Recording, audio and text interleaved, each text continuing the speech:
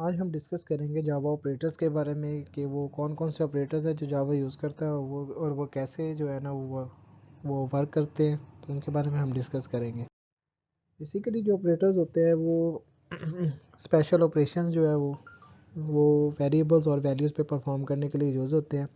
अगर देखा जाए तो जावा को जो है arithmetic operator, assignment operator, comparison operator, logical operator और बिटवाइज ऑपरेटर्स में जो है ना इसे डिवाइड किया जाता है।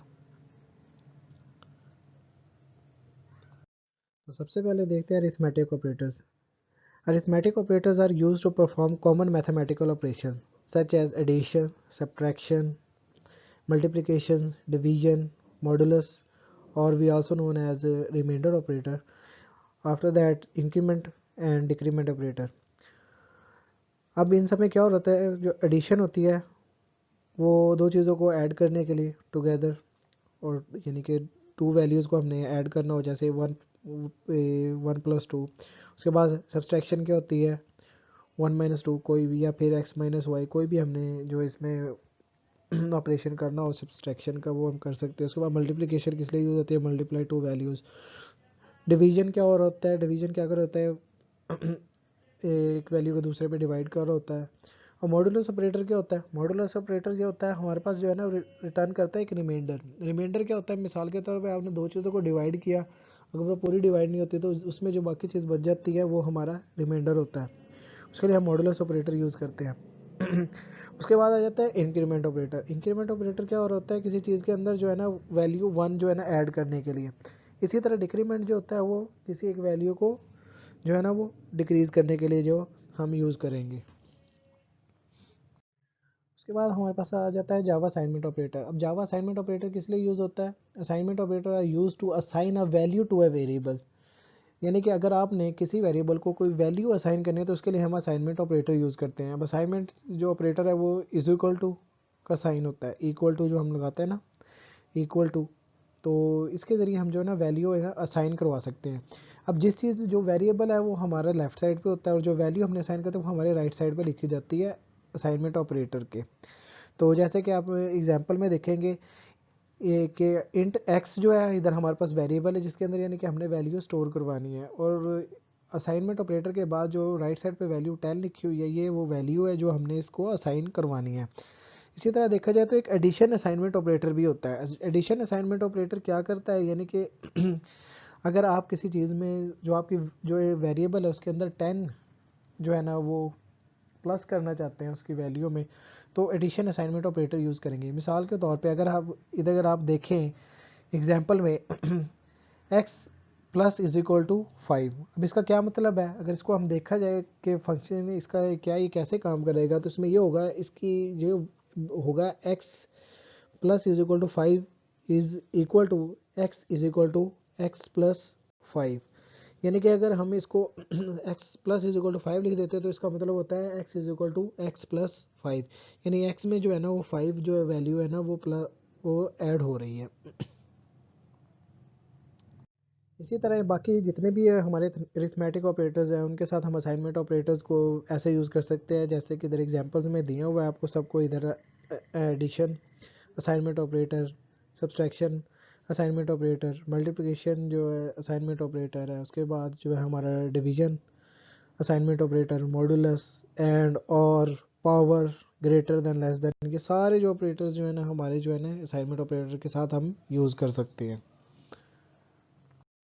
उसके बाद आ जाते हैं हमारे पास कंपैरिजन ऑपरेटर्स। कंपैरिजन ऑपरेटर्स किस लिए यूज़ होते हैं, दो चीज़ों को कंपेयर करने के लिए। यानी कि कोई चीज़ बराबर है, छोटी है, बड़ी है, तो इस चीज़ को चेक करने के लिए हम असाइनमेंट ऑपरेटर यूज़ करते हैं। मोस्टली जो हम ऑपरेटर जो हमने यूज़ करते हैं उसमें हमारे पास एक तो इज इक्वल टू आ जाता है, उसके बाद not equal to, greater than, less than, और greater than equal to, less than equal to. यानी कि आपने देखना हो कोई दो चीज़ें इक्वल है कि नहीं, तो इस जगह पे यानी कि हम जो है ना कंपैरिजन ऑपरेटर यूज़ करते हैं। अगर हमने देखना है कि कोई चीज़ किसी से छोटी है या बड़ी है तो उसके लिए भी हम कंपैरिजन ऑपरेटर ही यूज़ करेंगे। उसके बाद हमारे पास आ जाते हैं लॉजिकल ऑपरेटर्स। अब लॉजिकल ऑपरेटर्स क्या होते हैं, वो किसी दो वेरिएबल्स के दरमियान जो लॉजिक बनाने के लिए। अब लॉजिक लॉजिक को अगर देखा जाए तो हमें लॉजिक गेट्स का पता है। लॉजिक गेट्स में क्या होता है, जैसे एंड और नॉट। अब एंड ऑपरेटर अगर देखें तो एंड ऑपरेटर कैसे काम कर होता है, एंड ऑपरेटर काम कर होता है a मल्टीप्लाई बाई बी, यानी कि a और b में अगर कोई एक भी ज़ीरो होगा तो दूसरी वैल्यू भी ज़ीरो हो जाएगी। तो यानी कि अगर दोनों जो स्टेटमेंट है अगर वो दोनों ट्रू होंगी, यानी अगर दोनों वन वन होंगी तो वो ट्रू होगी, अदरवाइज अगर कोई एक भी फॉल्स होगी तो वो जो वैल्यू जो है वो फॉल्स हो जाएगी। इसी तरह अगर हम लॉजिकल और को देखें तो और में क्या होता है, अगर कोई एक जो है वो फॉल्स भी है तो ये ट्रू कर देगा। यानी कि इसका जो अगर हम कॉन्सेप्ट समझा जाए तो इसका कॉन्सेप्ट में ये होगा कि a प्लस बी है, यानी कि अगर वन प्लस ज़ीरो भी करेंगे तो वो वन ही रहेगा। इसी तरह लॉजिकल नॉट में क्या होता है, ये रिवर्स कर देता है रिजल्ट को, यानी जिस जगह पे हमने जो हमारा रिजल्ट आना हो उसको अगर हमने रिवर्स करना हो तो उसके लिए हम नॉट जो है ना वो लॉजिकल नॉट जो ऑपरेटर है वो यूज़ करेंगे। इसी तरह हमारे पास आ जाता है जावा बिट वाइज ऑपरेटर, ये भी कैसे काम करते हैं, सेम ये जो हमने लॉजिकल ऑपरेटर्स पढ़े थे सेम ये वैसे ही काम करते हैं। तो इनके आप एग्जांपल से देख सकते हैं कि जैसे कि अगर एंड सेट में देखा जाए तो इसी तरह one if both bits are one, ठीक है। और उसके बाद अगर और में देखा जाए तो और सेट्स में ये क्या करेगा, ये वन होगा if any of the to bits is one. उसके बाद आ जाएगा नॉट, नॉट क्या है, इन्वर्ट्स ऑल द बिट्स। उसके बाद आ जाएगा XOR, set each bit to one if only one of the two bit is one, यानी कि अगर कोई एक भी वन हुआ तो ये जोर जो है इसको वन कर देगा। उसके बाद आ जाता है zero, zero fill left shift, shift left by pushing zero in from the right and letting the left most bit fall off, ठीक है। इसमें अब जो नेक्स्ट हमारे पास आएगा वो आएगा साइन राइट शिफ्ट। अब इसमें क्या कर होता है, shift right bye pushing copies of the left most bit in form the left and letting the right most bits fall of. उसके बाद हमारे पास जो आ जाएगा ज़ीरो फिल राइट शिफ्ट। अब इसमें क्या होगा, shift right bye pushing zeros in from the left and letting the right most bit fall off, ठीक है जी। तो ये सारे थे बिटवाइज ऑपरेटर जो कैसे काम करेंगे, ये इनको आप जो है ख़ुद भी ट्राई कर सकते हैं, और जो इनके रिज़ल्ट्स हैं और जो हमारे पास क्या हमें शो होगा ये एग्जांपल्स में आपके सामने दिए हुए हैं, तो आप लोग जो है ना इनको यूज़ करके देख सकते हैं। बिटवाइज एग्जांपल जो अभी ऊपर हमने देखी है ऑपरेटर्स की, उसमें हमने इस चीज़ का ख्याल रखना है कि जो एग्जांपल है 4 बिट अनसाइंड एग्जांपल है, लेकिन जबकि जावा जो है वो 32 bit side integers and 64 bit side integers long integers जो है ना वो यूज़ करता है।